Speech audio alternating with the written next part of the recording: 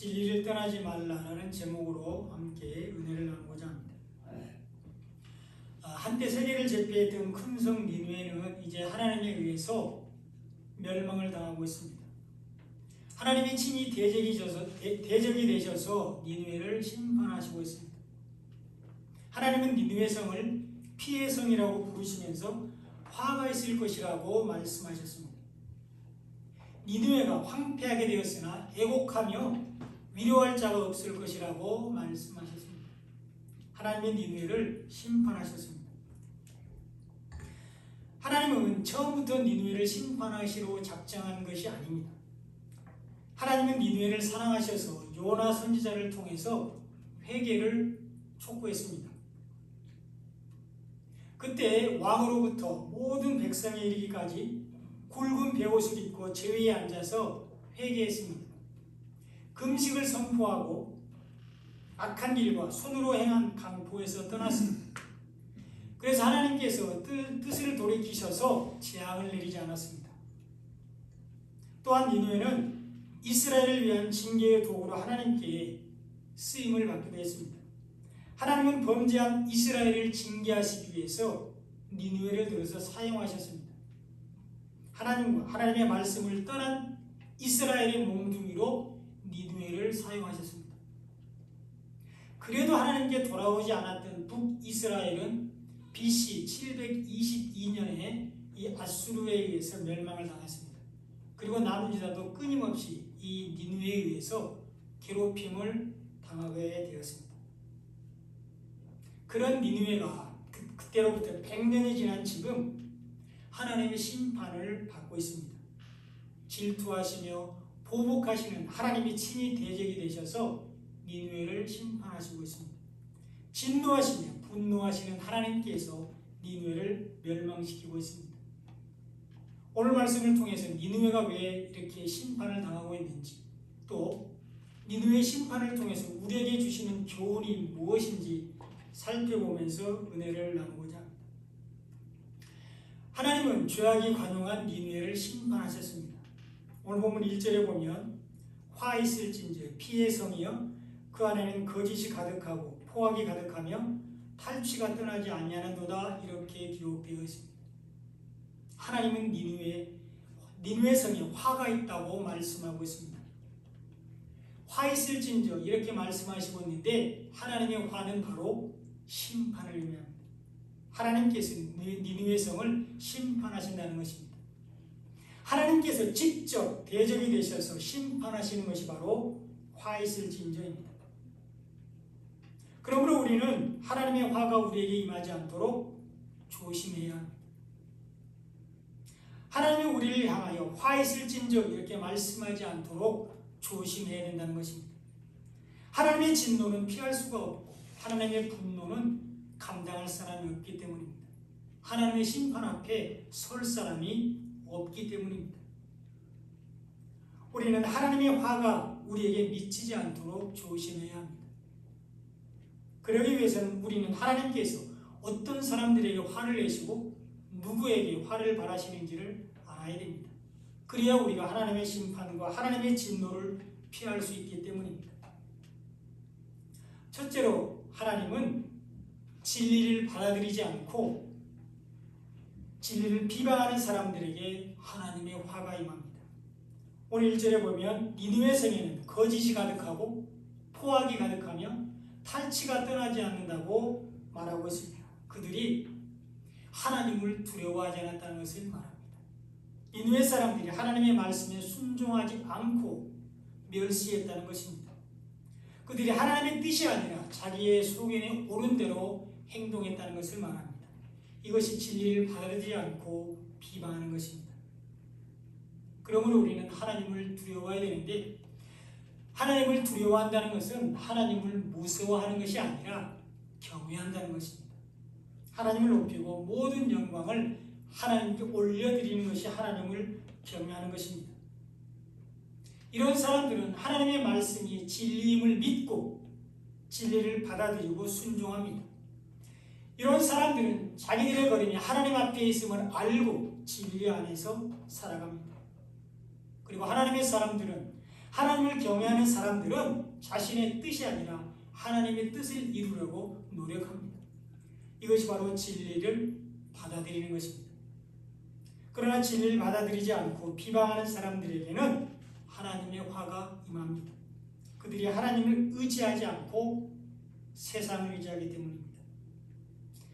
이사야 31장 1절에 보면 도움을 구하러 애굽으로 내려가는 자들은 화 있을진저 그들은 말을 의지하며 병거의 많음과 마병의 심히 강함을 의지하고 이스라엘의 거룩하신 이를 앙모하지 아니하며 여호와를 구하지 아니하나니 이렇게 기록되어 있습니다.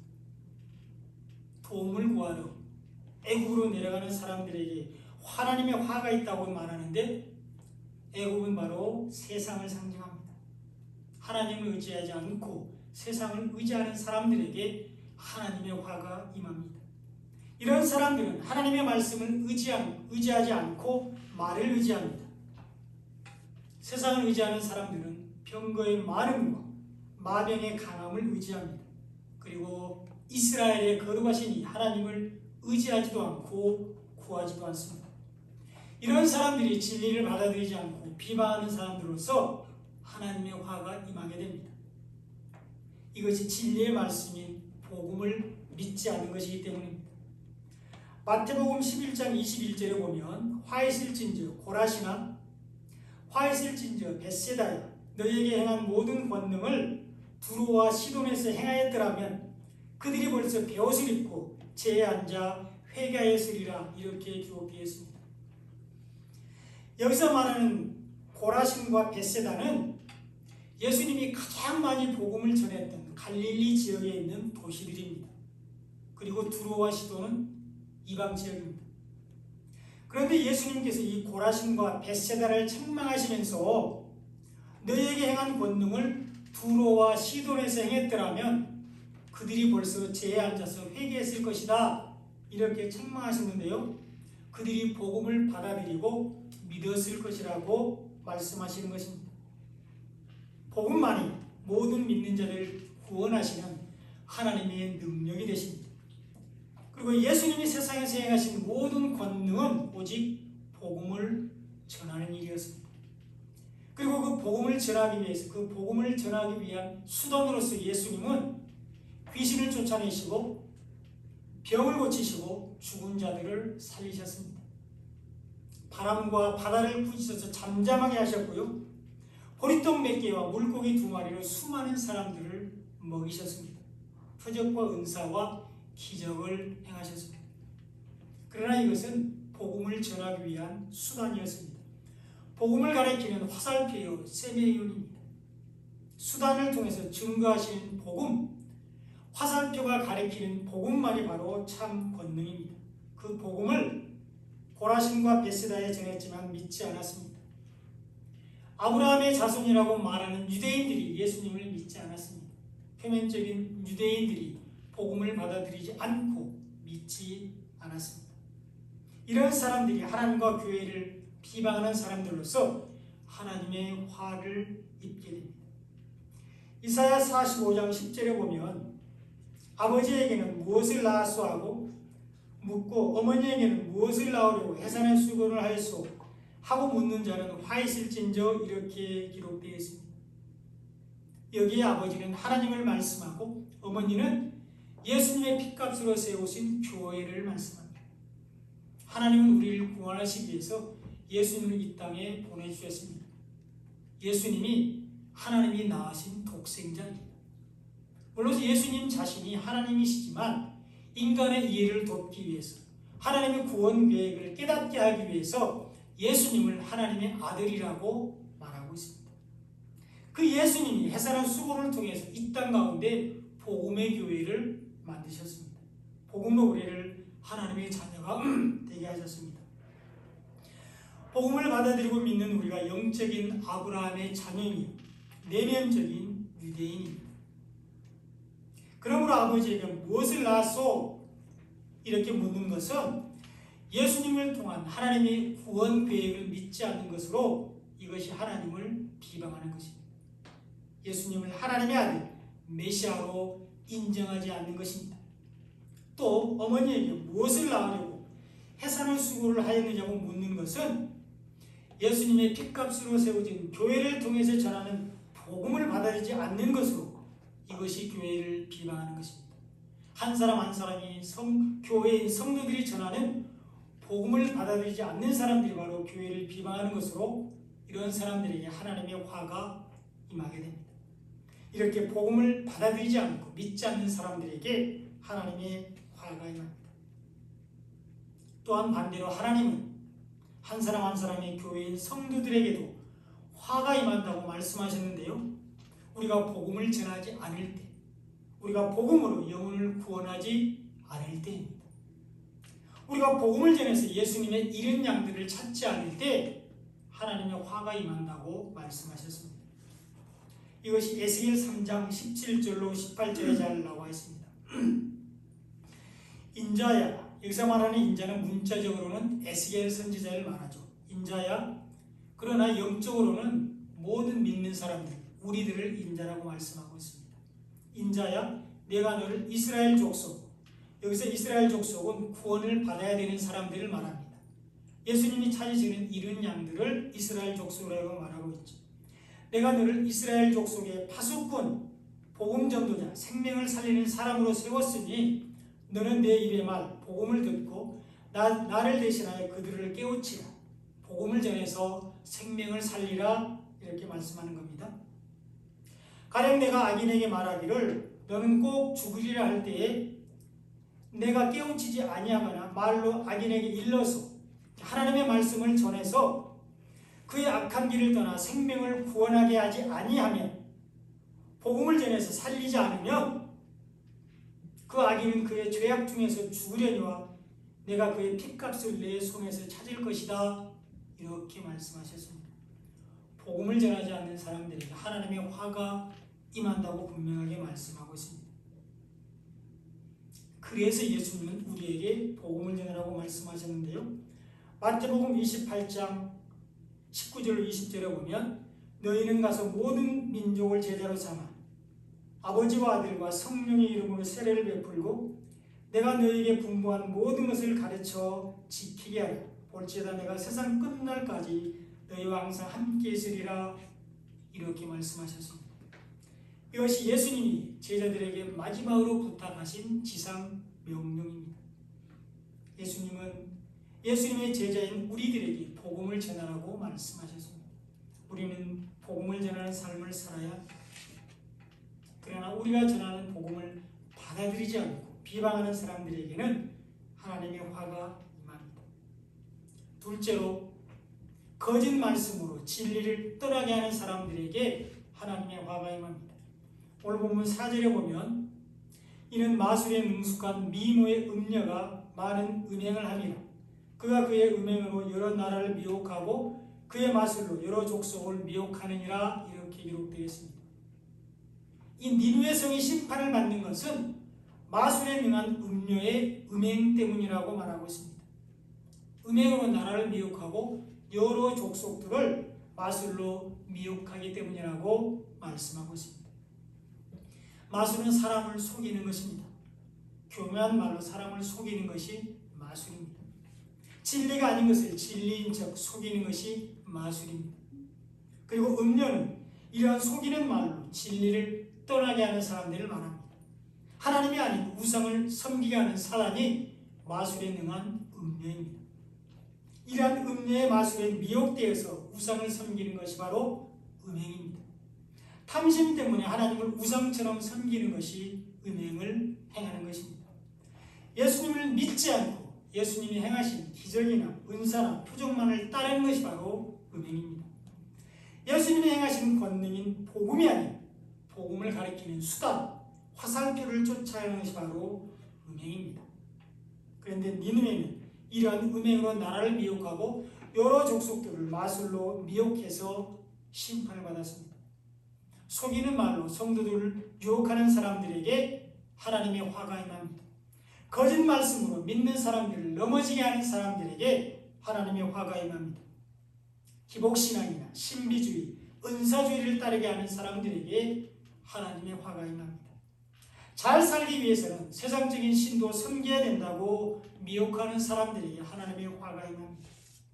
그리고 강단에서 말씀으로 심령 골수를 쪼개고 진리로 바르게 교훈하지 않고 사람들의 귀를 즐겁게 하는 말, 사욕을 따르게 하는 사람들에게 하나님의 화가 임합니다. 이것이 바로 거짓 복음을 전하는 것이기 때문입니다. 에스겔 13장 3절로 4절에 보면 주 여호와의 말씀에 본 것이 없이 자기 심령을 따라 예언하는 어리석은 선지자에게 화가 있을진저 이스라엘아 너의 선지자들은 황무지에 있는 여우 같으니라 이렇게 기록되어 있습니다.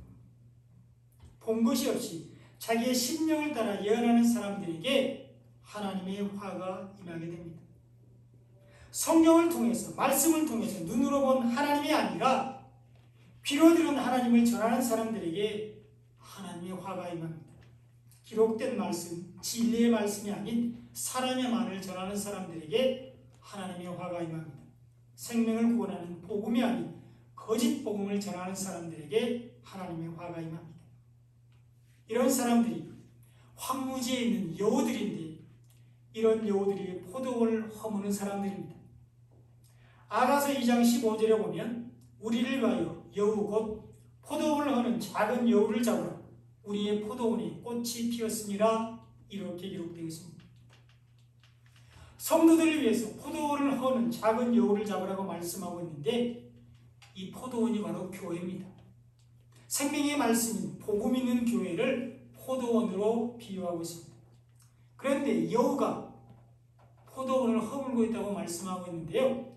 교회에서 복음이 아닌 속이는 말, 사단의 말을 전하는 것을 말합니다. 생명의 말씀이 아닌 거짓 복음을 전하는 것을 말하고 있습니다. 하나님의 나라가 아닌 이 세상을 바라보게 하는 기복신앙, 세속주의, 신비주의, 은사주의를 따르게 하는 것을 말합니다. 진리가 아닌 철학이나 인문학, 세상적인 성공과 처세술이 교회에서 난무하는 것을 말합니다. 교회에서 이런 속이는 말, 사단의 말, 거짓 복음이 사라질 때 포도원에 꽃이 피게 되는데 이때 교회가 성령으로 충만하게 됩니다. 교회의 생명의 말씀, 진리의 말씀, 복음이 차고 넘치게 됩니다. 성도들이 구원의 은혜에 감사하게 됩니다. 기쁨으로 복음을 전하게 됩니다. 그러나 거짓 복음을 전하는 사람들에게는 하나님의 화가 임하게 됩니다. 유다서 1장 11절에도 보면 화 있을진저 이 사람들이여 가인의 길에 행하였으며 싹쓸이 위하여 발람의 어우러진 길로 몰려갔으며 고라의 폐역을 따라 멸망을 받았도다 이렇게 기록되어 있습니다. 가인의 길로 행하며 싹쓸이 위하여 발람의 어우러진 길을 가는 사람들에게 하나님의 화가 임합니다.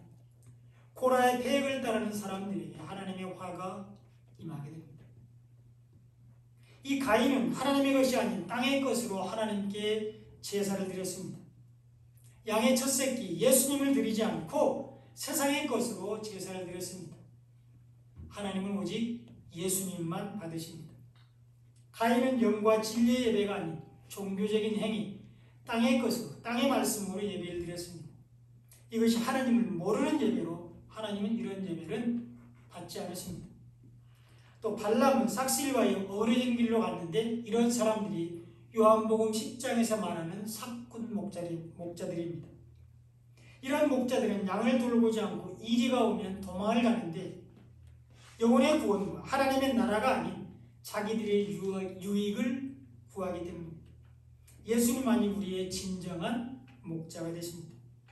그리고 고라는 모세와 아론을 대적한 사람인데 이것이 바로 중보자 되시는 예수님을 대적하는 것입니다. 겸손히 예수님의 말씀에 순종하지 않고 자신을 스스로 중보자로 높이는 교만입니다. 그러면서 많은 사람들에게 자신을 따르게 해서 함께 죽임을 당하게 했습니다. 이런 사람들이 진리가 아닌 거짓 복음을 전하는 사람들로서 하나님의 화를 당하게 됩니다. 거짓 말씀으로 진리를 떠나는 사람들이 하나님의 화가 임합니다. 세 번째로는 복음이 아닌 율법 안에 있는 사람들에게 하나님의 화가 임합니다. 나훔서 3장 12절에 보면 내 모든 산성은 무화과 나무에 처음 익은 열매가 흔들기만 하면 먹는 자 입에 떨어진 것 같으리라 이렇게 기록되어 있습니다. 이 니느웨 성은 흔들기만 하면 떨어져 무화과 나무의 열매와 같다고 말하고 있는데 이 무화과 나무는 바로 율법을 상징합니다.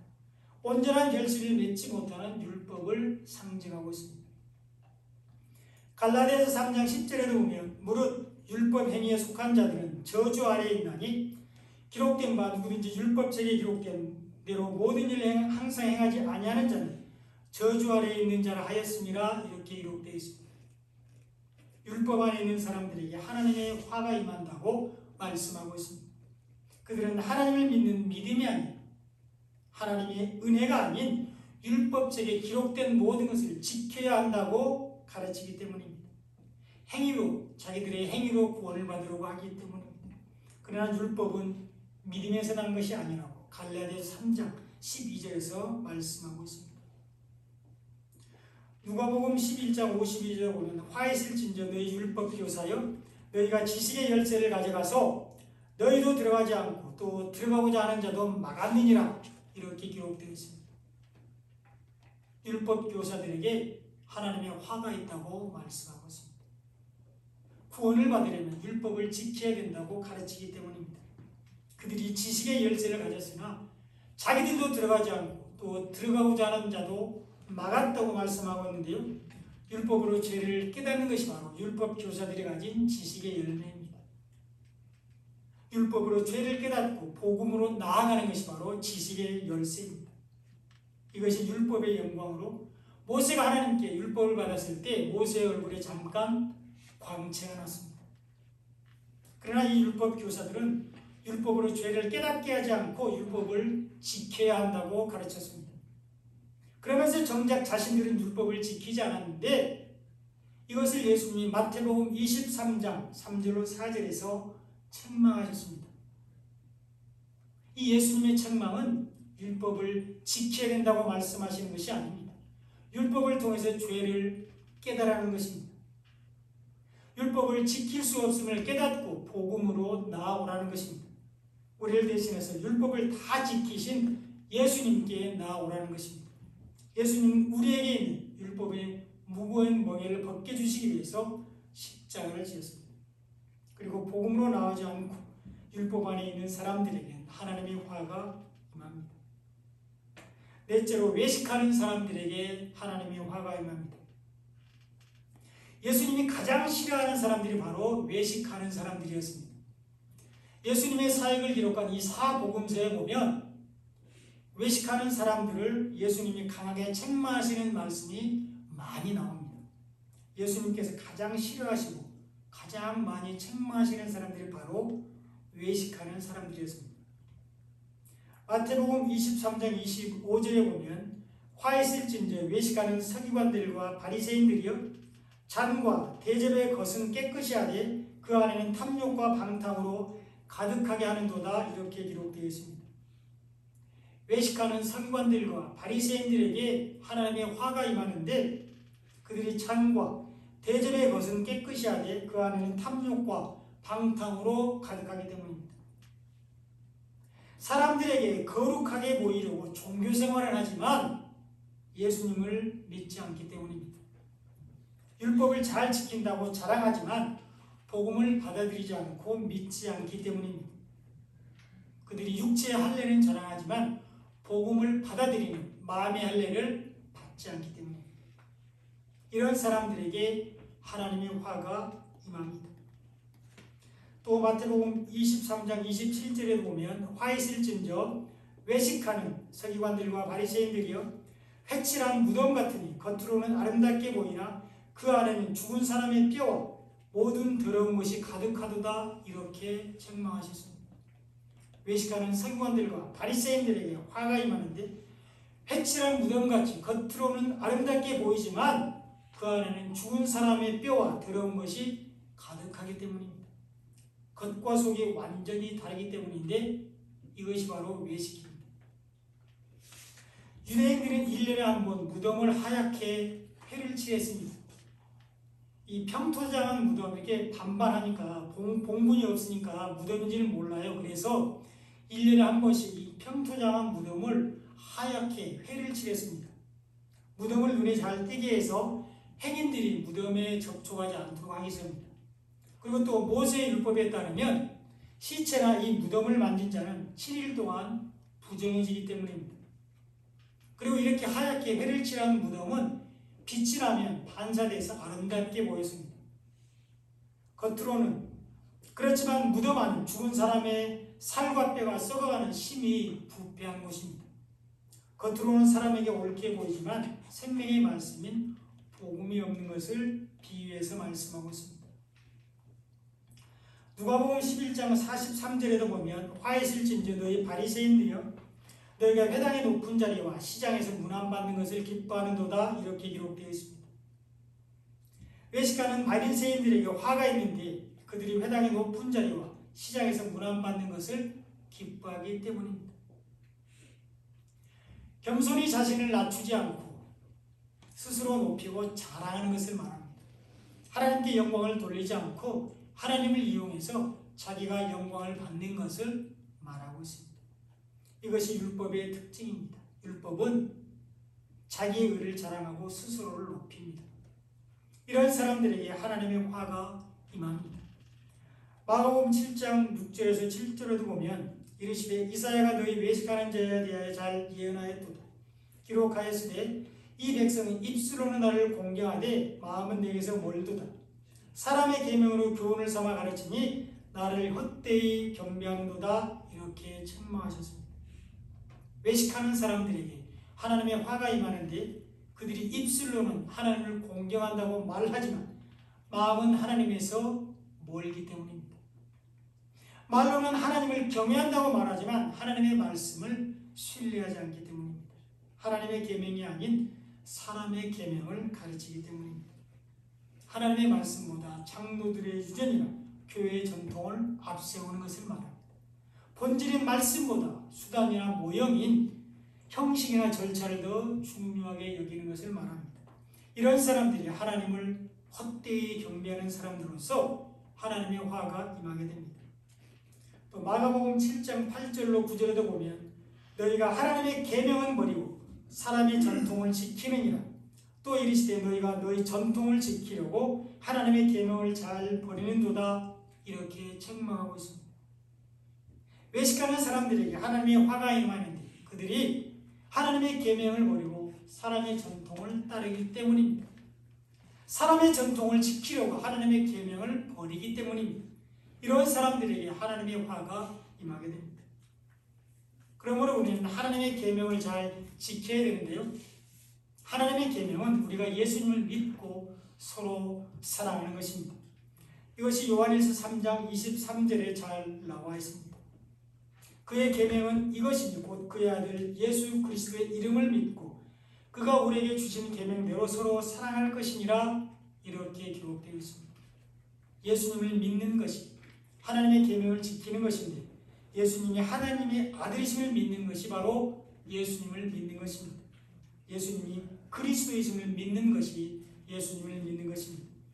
예수님의 말씀인 복음을 받아들이고 믿는 것이 예수님을 믿는 것입니다.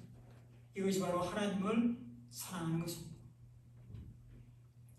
또한 예수님이 우리에게 주신 계명대로 서로 사랑하는 것이 계명을 지키는 것인데 예수님은 우리에게 하나님을 사랑하고 이웃을 사랑하라고 말씀하셨습니다.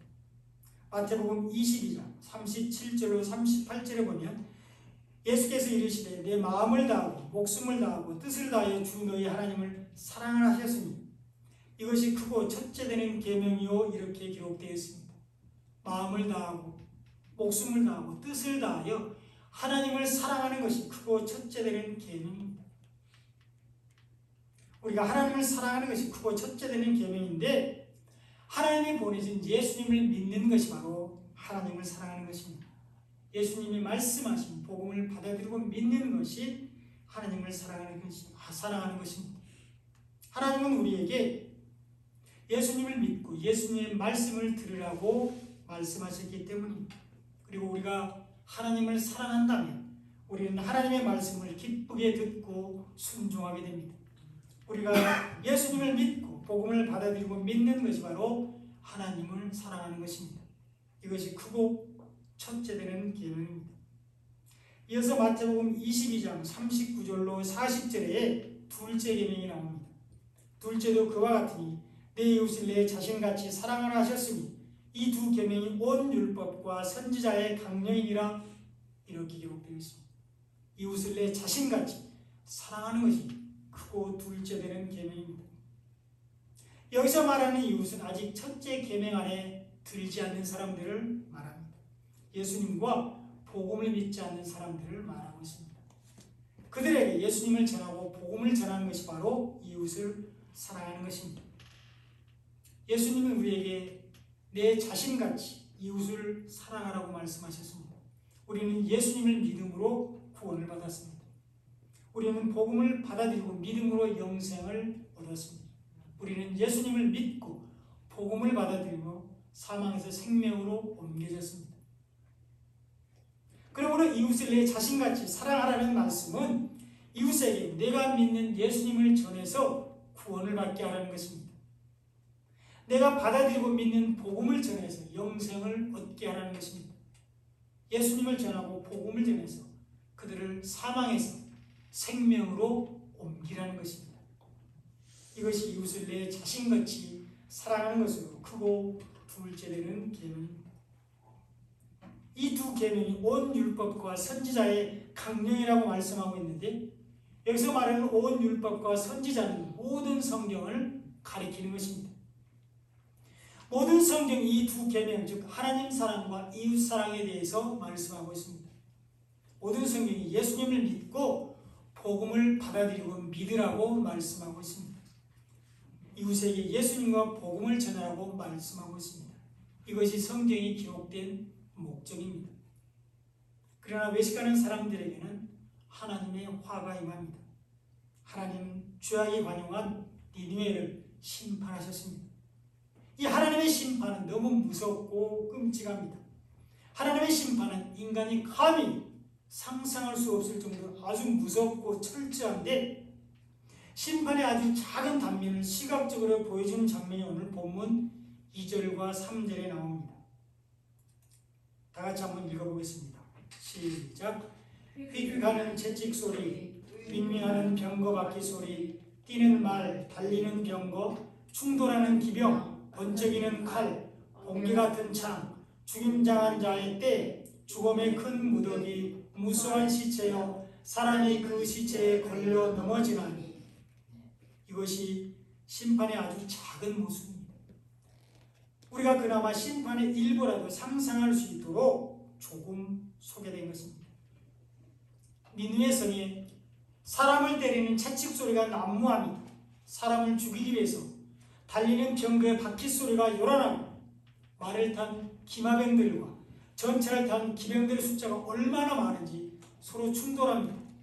사람을 죽이는 칼이 번쩍거리고 심장을 꿰뚫는 창이 번개처럼 누동을 쳐서 죽임을 당한 사람들이 때를 이르게 되었습니다. 죽음의 큰 무더기가 질비하게 되었습니다. 무수한 시체에 아직 살아남은 사람들이 걸려 넘어집니다. 이것이 하나님의 심판의 아주 작은 모습 한 단면입니다. 그러나 실제로 임하는 하나님의 심판은 상상할 수도 없습니다. 그래서 하나님의 진노를 감당할 수가 없고 하나님의 심판을 견딜 수가 없고 하나님의 분노 앞에 설 사람이 없다고 말씀하고 있습니다. 그리고 이런 하나님의 심판은 분명히 예정되어 있고 반드시 일어날 것입니다. 그리고 그날이 얼마 남지 않았습니다.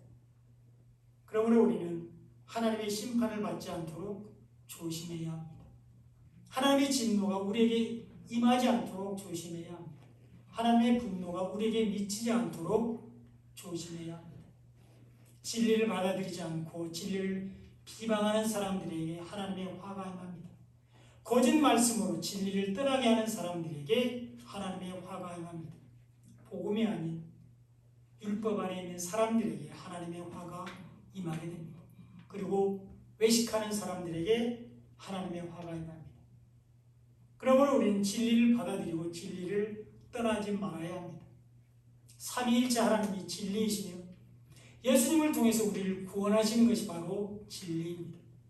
생명의 말씀 십자가 복음으로 우리를 영생에 이르게 하는 것이 바로 진리입니다. 우리는 이 진리를 떠나지 말고 언제나 진리 안에 거해야 합니다. 그리고 이 진리를 이웃에게 전하는 삶을 살아야 합니다. 이것이 하나님의 계명을 지키는 것이며 우리가 믿음 안에 있는 것입니다. 하나님은 이 나홈서를 통해서 우리에게 진리를 떠나지 말고 오직 믿음으로 살라고 교훈하고 있습니다. 다 같이 로마서 1장 16절로 17절 읽고 마치겠습니다. 함께 읽겠습니다. 시작. 내가 복음을 부끄러워하지 아니하노니 이 복음은 모든 믿는 자에게 구원을 주시는 하나님의 능력이 됩니다. 먼저는 유대인에게로 그리고 헬라인에게로다. 복음에는 하나님의 의가 나타나서 믿음으로 믿음에 이르게 하나니 기록된 바 오직 의인은 믿음으로 말미암아 살리라 함과 같으니라. 아멘. 오직 믿음으로 사는 은혜가 넘치시기 바랍니다.